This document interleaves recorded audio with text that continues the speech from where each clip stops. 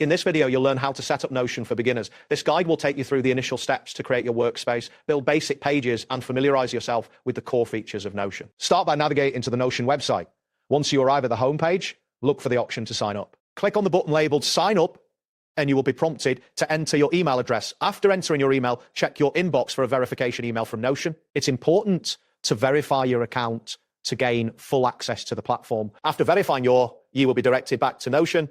At this point, you will need to choose a name for your workspace. This name will help you identify your workspace in the future. Once you've selected a name, proceed through the initial setup prompts that guide you through the features of Notion. After completing these prompts, take a moment to explore the dashboard. Familiarizing yourself with the interface will make navigation easier as you start using Notion. Next, it's time to create some basic pages. Begin by creating a tasks page, which will help you keep track of your to-dos. To do this, locate the option to create a new page on the sidebar and click on it.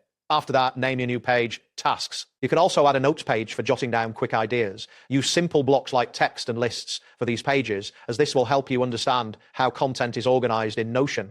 Avoid using advanced databases initially to keep the structure simple and manageable. Once your basic pages are set up, it's essential to learn the core features of Notion. Start practicing with / commands by typing a / in a new block. This action will open a menu of available commands. Explore the basic templates that Notion has to offer by selecting them from the template gallery. Understanding how to share your pages will also be beneficial, so experiment with the sharing options located in the top right corner of your page. As you become more comfortable, gradually explore how blocks function and begin to delve into databases, which will enhance your workflow over time. That wraps up today's guide. Thanks for watching, and catch you in the next tutorial.